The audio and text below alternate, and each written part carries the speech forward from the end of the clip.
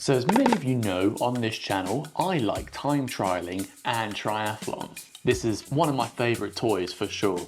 And I've got Ironman Mallorca booked for May this year again, and I would like to know if I can make this thing even faster. Because let's be honest here, the bike is the only place where you can actually buy speed. So I would like to think that I'm actually fairly maxed out on this thing. I've got like an 83mm deep front wheel, I've got the full disc on the back, set up tubeless, the fastest setup that you can have, oversized pulley wheel, aero chain rings, aero water bottles, the best position I could possibly put myself into, which is the most important thing, a waxed chain of course for speed. But basically guys, I've started to run out of ideas for how to make this thing faster. So let's ask Chat GPT. Guys, as always, if you ever want to skip ahead or anything, chapters are always linked down below. Righto, here on my laptop, and you can see that I've put in an image of my bike in its current setup, and here is the request that I've put in. I've said I want it to get really creative, things like brake caliper fairings and stuff like that. I've seen these on some road bikes that have been done before, so here's some overlaid images of that. So number one, brake caliper fairings. Use a small 3D printed teardrop fairing that fits around the caliper. Also, when you look online at brands like Merida that do have these brake caliper fairings, Merida have gone from the approach that it is brake cooling.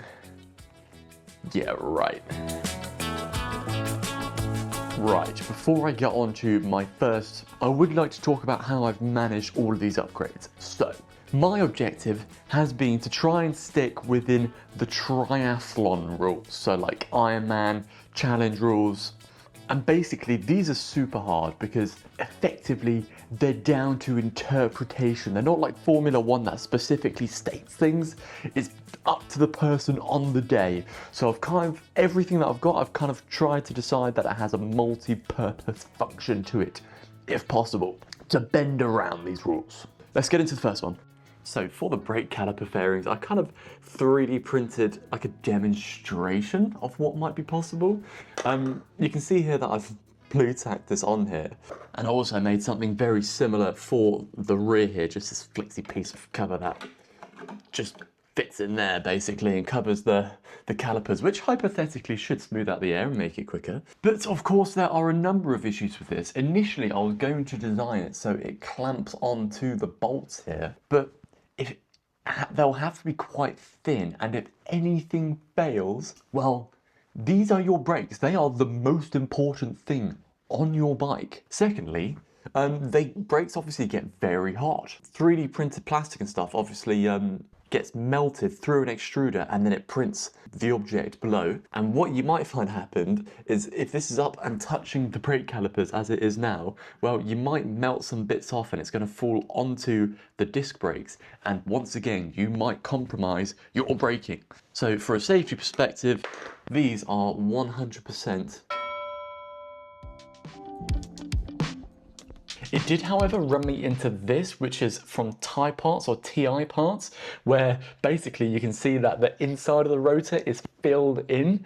This seems quite interesting. Now, they don't have any aerodynamic claims for this, but hypothetically, it should make you a tiny bit quicker. I think for now, maybe let's just do the front one. Add to basket. Ah, the disc brake, it arrived and I think it looks really, really cool. So the rear one I kept as normal and you can kind of see, you know, it's very holy, lots of gaps, not the most solid piece there. But this one, because it's filled in, it's hypothetically going to be a little bit smoother through the air, or the air will move around it a bit more smoothly. I only opted for the front one here because, well, that's the first thing hitting the wind. The air is very, very messy by the time it gets to this point, so maybe I'll upgrade that in the future, I don't know, just so they are more symmetrical.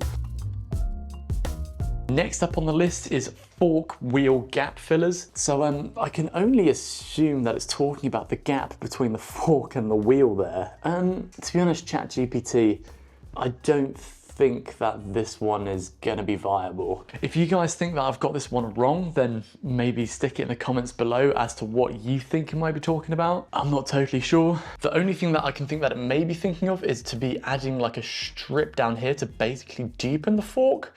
I think that would work, but I think maybe it's something I'm gonna leave for now. Number 3, disc wheel edge trip strip. Thin zigzag tape ring around the outer edges of the disc, similar to a golf ball or the dimple effect. So I think what it's telling me to do here is basically around the outer edge. I think it wants me to literally add some sort of like, yeah, trip strip or golf ball dimples somewhere around there. Now if I try and get really close, I guess the Parkour's logo here somewhat does that itself. I'm gonna be totally honest here, guys. I think Parkour's probably would have designed that into the wheel if they could do, or if it really had that benefit. There is only one disc wheel I've ever seen do this, and these are the Scope disc wheels. As you know, Scope have this kind of like fish scale material to their wheels, and they have it around the outside of their TT disc wheel. So maybe it's faster. Something I would like to see more testing on, which would be interesting. I'm not totally sure how I'll do this unless I can stick things on like stickers, but yeah, if you have ideas for this one, please chuck them in the comments below. I'll be interested to know what you think.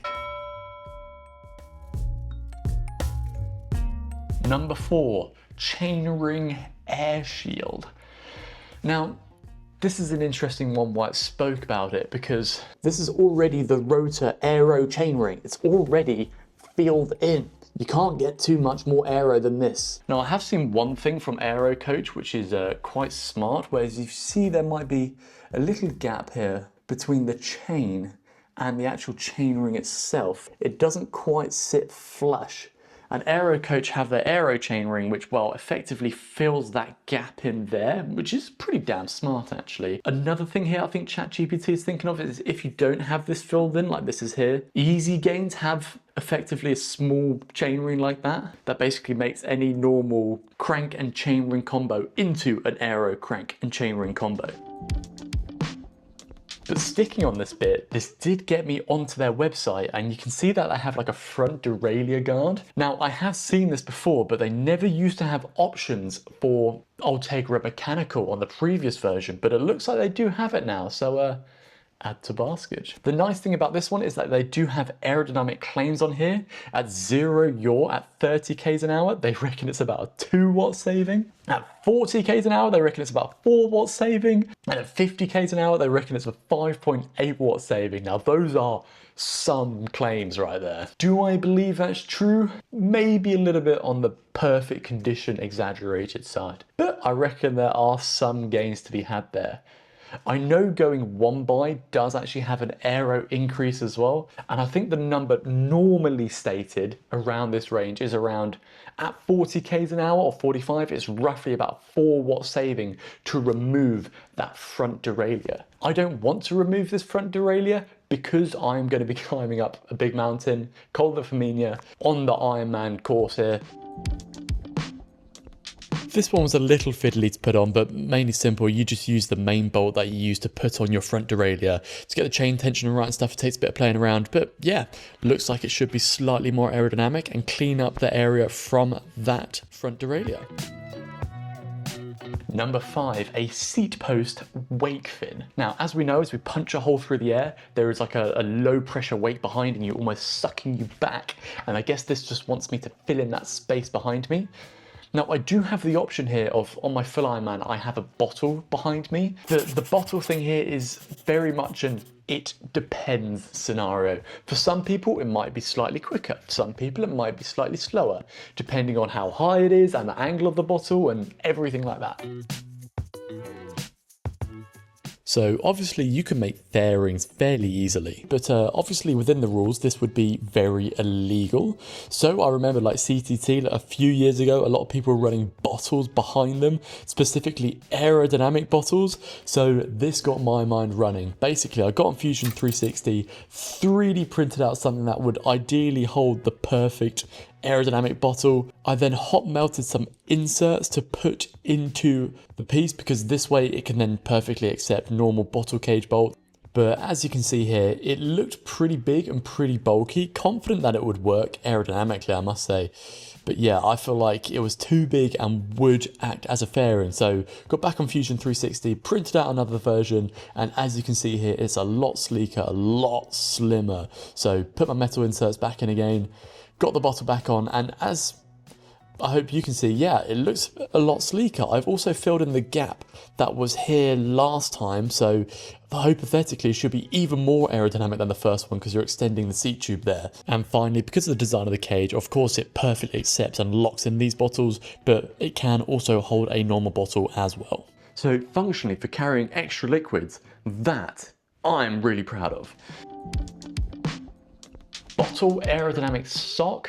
I think you're reaching for this one, Chat GPT. If we look at the bike right here, well, you can already see that this bottle is perfectly integrated. This is great for a full speed time trial setup, but actually I do have a somewhat aerodynamic water bottle, which is the Speedfill F1 system. I have done a review on it below if you want to check that out. I'll have that linked in the description. And it does fit this area really well, but when I think it means sock, I think it wants to fill in the gap between the frame and the bottle, so it doesn't have that shoulder that comes off of it. This is one of my almost favorite successes on this bike. So you can see I've got the bike set up now.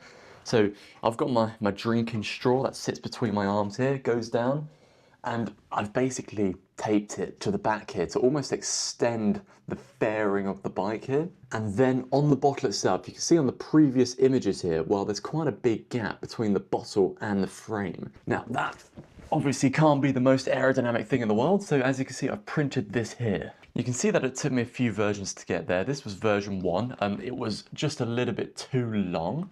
With version 2 here, you can see I've broken it. If I give you a front-on view, this corner of the lip just wasn't quite touching the bottle as nicely as I wanted to. So then I got onto version 3.